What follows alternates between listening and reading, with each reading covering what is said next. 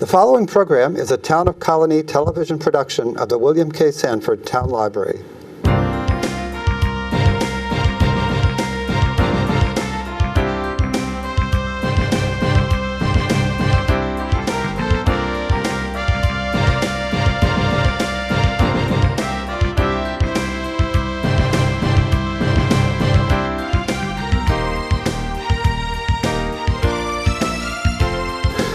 Hi, welcome to the latest edition of Mental Health Now.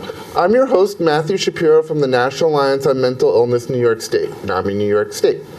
We're going to be talking about a very important issue today, and that's one of the main ways to improve the interface between the criminal justice system and people living with a mental illness, and that's by implementing crisis intervention teams, which train police officers to properly intervene with people living with a mental illness and their families. It's been a very successful program around the country and right here in the capital region, and I'm really honored to be joined by two fantastic guests. First, we have Don Kamin, who's the director of the Institute for Police and Mental Health and Community Collaboration, and he works closely with the New York State Office of Mental Health to develop CIT programs across New York State.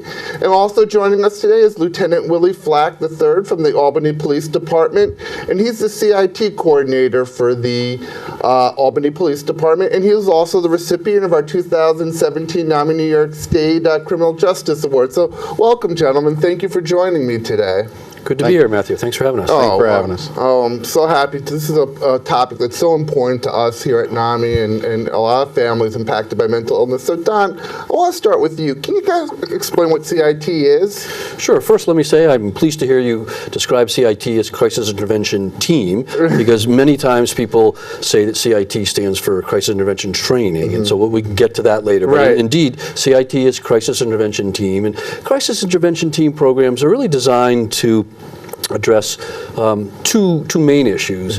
One is that in the minority of cases where individuals with mental illness come in contact with law enforcement, there's a tragic outcome. Somebody gets seriously injured or sometimes even killed. Usually it's the citizen with mental illness, although certainly law enforcement sometimes get injured as well. And I want to note that I said in the minority of cases, and I'm sure Lieutenant Flack will agree with me, that the vast majority of times that law enforcement respond to individuals with mental illness, it's a positive outcome all around. But we never hear about those cases. It's only in the minority of cases when things go awry that we read about those on the news. So that's one issue. The other issue that CIT programs address is the disproportionate rate of incarceration of individuals with serious mental illness. We know that there are many more people with serious mental illness in our jails than should be based on the population rates of mental illness in the general population. So those are the two issues that are addressed. And CIT programs really take I would say a two-pronged approach at addressing those issues. One is to transform the crisis response system to minimize the times that police are the first responders to individuals in the community who are experiencing emotional or mental health crisis. And I mean, because if there's a mental health crisis, we want a mental health response. The other approach then is to those times that the police are the first responders to ensure that they have the knowledge and the skills and the support to de-escalate those situations in a safe way for everybody. And I talk about this a lot, and we're so lucky. Lieutenant Flack is also the administrator for Albany County, so they do countywide trainings too. We talk about this a lot, and we're so fortunate to partner with you guys, and we relish the opportunity to participate in the trainings that you do. And each training you basically have like about 40 officers from all around the county, correct? That's correct. And we talk about this a lot. That a lot of times, police get a bad rap, especially today, and some of it, most of it not. I mean, you guys are on the front line. You see the worst of humanity in a lot of ways, and you're keeping us all safe. But we talk about this in the training too, that the de-escalation that Don talked about, that's I mean, it's great for people with intervening with people with a mental illness, but that can be used in any sort of situation. You know, these days we know about the drug problem, the opiate epidemic, and you know, there's a lot of situations where those de-escalation strategies are good for everyday work, correct? That's correct. Traditional policing was always built on the premise that we were warriors. No one came after us. With the introduction of 21st century policing and a change of philosophy and mindset among departments across the nation, we're moving more towards that, from that warrior to the defender, or what they also call an ethical warrior. So in doing that, the de-escalation aspect of those trainings and those philosophies are great, because it allows our officers to still maintain their officer safety, which is what we always talk about and are always told that we need to maintain, while giving them skills and tools to utilize in which they don't always have to go hands-on with someone or always have to use force upon force. It allows them to take a look at the totality of the situation and break it down in real time as to where they can back off and where they have to go ahead and be maybe aggressive, or where they can be less aggressive. Right, and it's interesting. So most CIT done, you can give us a little bit of the history, is based on what's called the Memphis Model. It started in Memphis, Tennessee by Major Sam Cochran, and I know it started in Memphis and it's spread countrywide. Some places implemented better than others. We'll discuss how it's implemented here in the state and here in the capital region. But I know in Memphis, when they did the first study of it, I think they said injuries to officers went down by about 80% through the implementation of the program. Is it correct? Yeah, I don't recall the exact figure of 80%, but certainly research since the late 80s, when Memphis first implemented this model, has shown that not only do officers gain knowledge and skills through the training, it's led to decreased arrest rate. CIT officers are going to arrest folks less often. They're going to do less hands-on, and with less physical force, then there's going to be less injuries both to the citizens and to officers, and therefore avoiding those tragic outcomes that I mentioned earlier, for sure. So we have an increasing amount of research over the years that really demonstrate that. Right, yeah, that's fantastic. So can you talk a little bit about what the Institute for Police and Mental Health and Community Collaboration does, and how you kind of oversee what's going on throughout the state? Sure. The Institute was formed in late 2014 to work very closely with the New York State Office of Mental Health to help develop CIT programs across the state. And it's a statewide program, although I should say that New York City has their own program that's separate from what I do with the State Office of Mental Health, and work very closely with them. And this is a New York State Senate funded program, and I should take the opportunity to thank the New York State Senate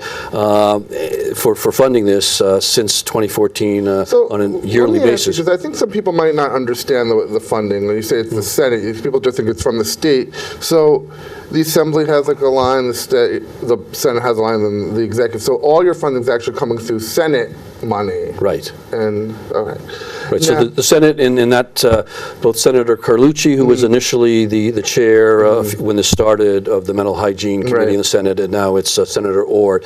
So, and really, it's not just those two; it's their committee, and really all of the Senate has been very, very supportive of this through the years. So the Senate actually picks the localities that we work with, and we go in and we first do what's called a sequential intercept mapping. That is, we look at that crisis response system in each locality, look to see what's working, what isn't working. We spend anywhere from, say, 5 to 6 hours with all the stakeholders around the table and literally map out that crisis response system and provide some feedback, some suggestions, some guidance to make that more efficient, to make that more accessible to the population at large, the general public. And then anywhere from 2 to 4 months later, we go back in and we do the the week-long intensive training on recognizing and responding to mental illness in the community devoted to road patrol law enforcement officers.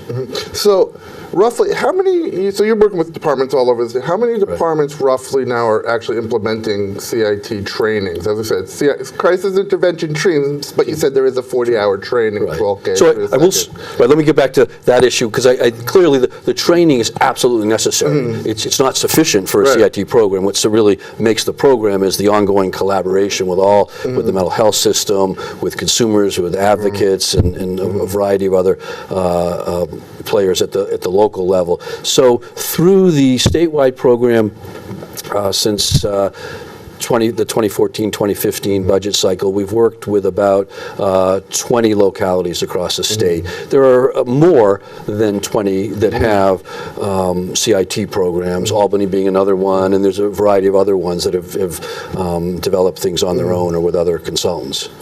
So, I mean, we kind of touched on Albany, so I'm kind of curious. Here in the capital region, and I always feel maybe I'm a homer on this one, but I really feel like Albany does it better than most with the countywide trainings. But can you talk a little bit, Lieutenant Flack, how CIT started both in the Albany Police Department and how you've brought it countywide? Well, the intercept part of that training took place for the city of Albany back in 2011. Collaboration between Albany County Mental Health, the Albany Medical Center, local stakeholders, the Albany Police Department, they got together. They saw what was going on in Memphis and around the country and decided that, this is what we were going to do. And with the help of other state agencies, we then implemented ours. We sent our initial CIT officers to ironically, New York City to go to, I think it was either John Jay or New York, one of the Colonie colleges down there, to do their 40 hours. When they came back, we then had our second part of our sequential and implemented our program October of 2012. Wow. Yeah. And you guys, so you do a countywide training twice a year. Correct? So in 2000, I believe it was 2014, because it's our third year doing it, I joined up with Albany County Department of Mental Health to start doing trainings countywide. Initially, it was restricted to just the county. Last academy, we also had Saratoga County and Oneonta at the training. And currently, 187 officers is what we've trained throughout Albany County and the state.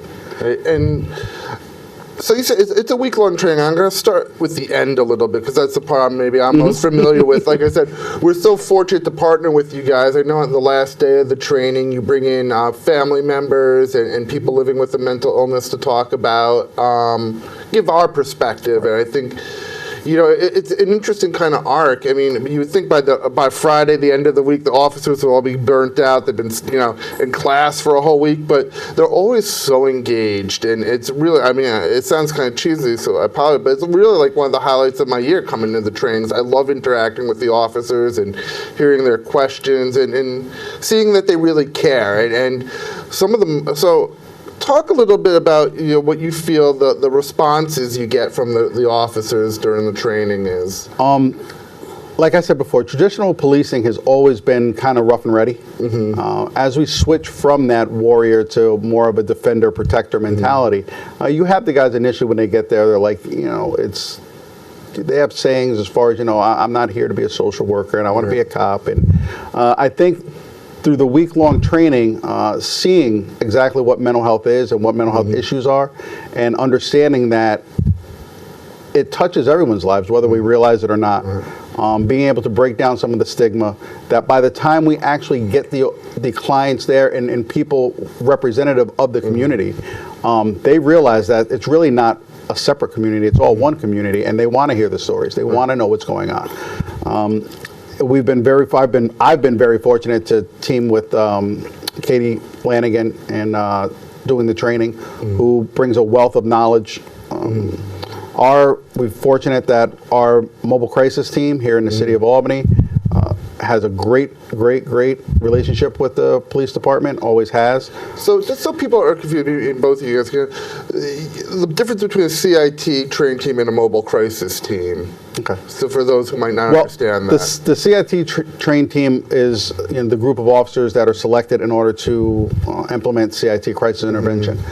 The mobile crisis team are mental health workers who are crisis workers that come out in the field during a crisis situation and assist the police in whether it be evaluations or places to resources in which that we're not privy to at that point in time. Right.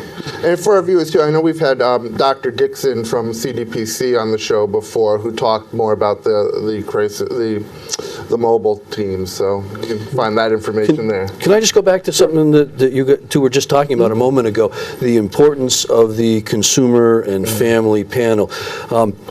For some police officers, that panel toward the end of the training is the first time that they've had an opportunity to sit down outside of some crisis situation and have an interaction with either an individual with mental illness or a family member. And let's face it, in a crisis situation, none of us are functioning at an optimal level. So that is, in the trainings that I do and that I'm sure that you're involved with, Lieutenant, is really the most powerful time. And you mentioned breaking down the stigma and just having a chance to have a dialogue. And so while you say the officers are very, very engaged, I will say it's hard for them not to be when folks like yourself and family members come in and are very open and willing to just to talk about what it's been like growing up with some of the challenges that individuals have with mental illness or the family members, how that's, and in particular, occasionally we'll have folks that have had interactions with the police. And we like people to talk about what's gone well and what's not gone and so what's well. Yeah, sometimes absolutely. not gone so well. Well, So it's interesting that you say that, because we did a training about 3 weeks ago, and we do sometimes the trainings are at the, downtown Albany, SUNY Albany campus, sometimes at the VA, but the one at the VA a couple weeks ago, an officer actually said that. He got up and during the question and answer said, he goes, let me say, this is so refreshing for me because I'm used to seeing people at their worst. And there was a gentleman from Capital Peer Services, and very well told his story very well, and he goes, it's amazing to see someone that far along. Someone with schizophrenia, serious mental illness. It's not like we're talking about someone who has a little depression. I mean, someone who's been through a lot, told a lot of his story, and goes, we're used to seeing you guys in full psychosis and crisis and in these terrible situations, and seeing that there is recovery of it. It was an eye-opening experience. Yeah, and for also, him. I think what they get out of it as well is that a lot of these officers are seasoned officers, so they've been on the job for quite some time. So they have a wealth of experience in crisis situation, but as officers, we don't see the end result. Yeah. We never see the end result because you don't need us then. Right. nobody calls 911 to say, everything's hey, going good. I'm having a Right. great day, come on over. So when we do see those, and when they are afforded the opportunity to see that type of success, it's surprising. We're so used to dealing with the 3 to 6% of a population that needs us in crisis that we sometimes overlook and forget the other 97%, 6%. And when there is a crisis, from the law enforcement perspective, you're feeling the pressure to have to figure out what's going on, what's the next step, how am I going to resolve this, what should I do? And to be in the classroom and just to be able to sit back and not have to do anything and listen and chat, it must be so refreshing. Oh yeah, and to be in the classroom and realize that as law enforcement, we've always been told that our job is to fix a situation and to resolve things, to understand that, no, we may not fix or resolve this right now, but what we can do is we can aid and help, which is what we all took this job to do. Right.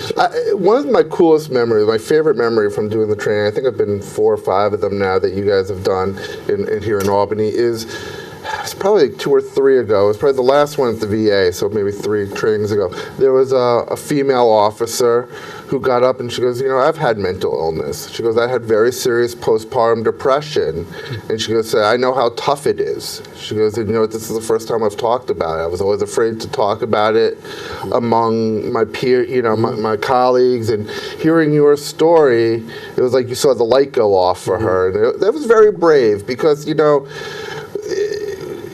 police officers are tough, they're courageous, and you don't want to show signs of weakness, the policing as a warrior. So to say that connection too, and I think everyone was very moved by that. It was really... Absolutely. I think it's always important. A lot of times during the class, we try to get people to share. And sometimes you're not so successful, and a lot of times I share. I mean, I came up through the City of Albany through DFY, which is now called Children and Family Services.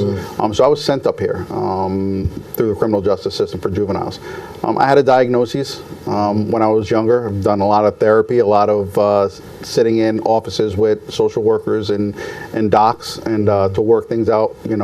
Now the big thing we're looking at and implementing in crisis intervention for us anyway is ACEs, which is Adverse Childhood Experiences. And you start looking at those things. I mean, that was me. And then coming on the job, like you say, you have to be a warrior. So you kind of try to suppress all that stuff. You can't let anybody know. You always, the stigma is always that if I have a problem, they're not going to let me carry a gun. They're not going to let me work here. So I think also when you have this training, a lot of officers see that, that stigma is starting to dissipate and to go away, and now people are able to come forward and talk about things and try to get assistance with their problems.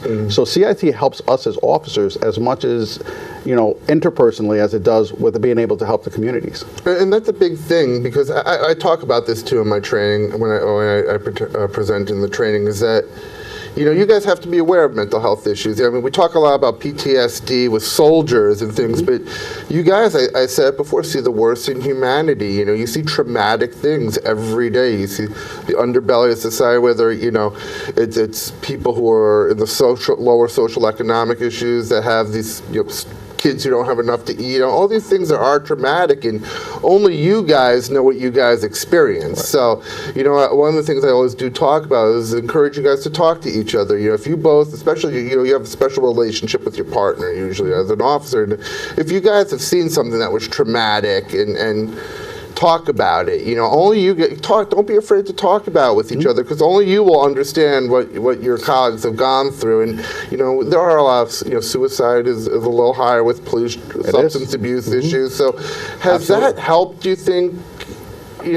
Police deal with their own mental health issues and young stuff like that? Well, let me tell you one, and I'm not sure about the Albany program, but with the statewide program, we have one module, one segment about halfway through the week, which is on officer wellness, and we have a couple of officers teach that, because let's face it, the week is about teaching officers about other people, about individuals with mental illness, individuals that are experiencing, a variety of different crises in the community. We take a little time out to say, let's talk about self-care. Let's talk about recognizing some of the same things you were just saying, Matthew. How do you cope with that? How can we keep officers healthy? Yes, exactly. Absolutely, very important. We do the same. We have a wellness aspect of it when we go over suicide rates, and we talk about the importance of we call it see, do, get. The way you see things is the way that, is what you get out of them. What you get is then in turn makes a circular circle. So we talk about trying to change the aspects in which the way they look at things, so that they're not going to alcohol to deal with the issues and things that they see, so that they're not alienating their families. In the City of Albany, we've been fortunate that we have an in-house EAP program. Our EAP peer coordinators have been sent to critical incident stress debriefings. They use the Mitchell model. So we do debriefings. We do try to get officers assistance and help during critical incidents, but we also keep an eye on what's going on in everyday type thing too. I think it's phenomenal. We haven't seen it here in New York State yet, but Massachusetts is implementing a cumulative PTSD as a job-related injury for law enforcement. They're trying to get a bill passed on that, and I don't think we look at that enough. The things that we see in over time and having to deal with what it's doing to our officers and our first responders in general.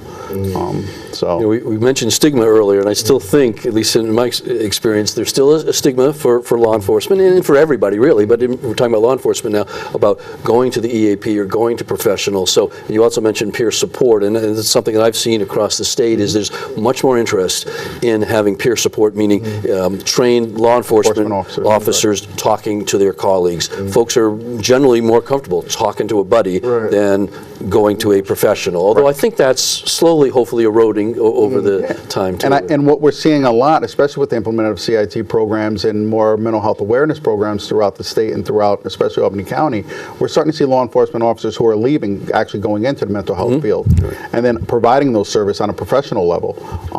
So we are seeing that too, understanding the importance of that. Right.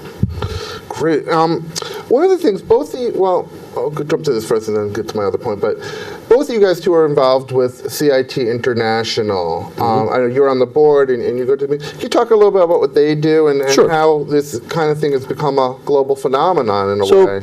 CIT International is a not-for-profit membership organization that's really devoted to developing and enhancing CIT programs. It started, 10, 12 years ago as a national organization, but after a couple of years, very quickly renamed themselves. It used to be CIT National, now it's CIT International, because early on, at the annual conferences, there were people from other nations coming and continue to come. For many years, that was really the main activity of that organization, which was to host an annual conference, which now attracts about 1,000 or so people from all over, and it's a great place Mostly to. police officers? Well, it's a all, mix. yeah, all mixed. Yeah, there's certainly a substantial amount of police officers, there's mental health folks, there's consumers, there's advocates, there's family members, so it's a nice mix. This year for CIT International, we hired our first employee. So we now have a full-time employee. Up until this point, it was a volunteer working board, and it continues to be a volunteer working board. So we're able to sort of branch out and looking at doing a few other things. We've successfully partnered with a few other organizations and have some grants in the pipeline to do some things. So a shameless bit of self-promotion. I'm running for re-election to the board. So for the viewers out there that are CIT International members, that's Kamin. Or for those that want to be a member, please go to citinternational.org, and for a nominal amount, you too can be a member of it. But seriously, it's a great organization, and we really hope to do a lot more in the future. And you've been to? I've been to the past 2 conferences. I've been a member for 3 years. The resources are just phenomenal. That's where I went to get my certification for be a coordinator. Right. I went through their program, and just the wealth of knowledge that's there among its members and the board, it's just, you can't find it anywhere else. And like you said, it is interesting to see the groups from China and Australia and Canada when you're at the conferences. It's a lot of fun, and the networking is phenomenal. It assisted me in a case that I had here in the city of Albany, where we had a party elope after doing harm to his mom. He was diagnosed with schizophrenia and bipolar. He was off his meds, ended up down in Georgia. We couldn't get Georgia to give him back to us, even though we wanted him, until I reached out to the head of NAMI in Georgia, who I met through the conference in Chicago, and she was able to put me in touch and to work her magic, and we ultimately ended up getting him back here. He's on our AOT program now here in Albany County. So, just that in and of itself is great. That's fantastic. So we only have about a minute and a half left. So the one thing I do want to get in, I think it's very important, and I talk about it in the trainings for officers, is that when they're intervening, the importance of listening to families, if there's a family involved. Obviously, no family member wants to call police on their loved ones. Things have to be pretty bad to get to that point. But a lot of times the family will have a lot more insight into what's going on than the person they're actually intervening on. And obviously this is a real crisis. Like I said, we've seen people at the worst, but I always tell the officers, take the time to listen to what the family has to say. Can you just quickly touch Well, I think that's on very that consistent with one of the main premises of the whole training week, which is to slow down. There's, when you're able to, certainly there may be times, safety reasons, that you can't slow down, but for the most part, we want people to slow down, to listen to the person that's in crisis, and certainly on the way in, to listen to family members, friends, relatives, neighbors, to get as much information as you can. So you know what you're walking into. Right. Absolutely. I mean, and what we use to get officers to look at that and to figure out how to slow down and to just listen and find out what's going on. There's a great video about empathy, and there's a woman sitting on the couch, and she's got a big, gigantic nail in her head. And she's talking to her boyfriend about the pressure and the problem, and he keeps saying, well, you got a nail in your head. And she's like, you're not listening, you're not hearing me. And finally, he takes the time to listen to what it is. So, it sounds hard. He starts talking empathetic and seeing the situation. And everyone laughs about it, and they're like, oh, that's funny. But that's what we try to teach you. Slow down. Slow down to speed up, because if you slow down and you listen, things are going to get done a lot quicker. than if you just go in there and you want to try to end a situation or quell a situation quickly. It's going to take you more time to do that than just to hear out what the family has to say, see what's going on, what's our prior history with them, ask the dispatcher what's going on, get a big picture on this, and then handle it from there. And just take a deep breath and take care of your business. Right. Well, we appreciate both the work that both of you are doing. You're taking care of the business so well, and we have a lot of improvements to make. Obviously, on our end, we need better services. So when you're intervening, you have more places to divert people to instead of jails and prisons. And that's a discussion for another day. I can discuss CIT for much longer, but unfortunately, we are out of time. So thank you both for being here and for the work you do every day. And thank you for watching. As we say here on Mental Health Now, hope starts with you, and hope certainly starts with the two gentlemen we've had on our guest today. So thank you for watching, and we'll see you next time.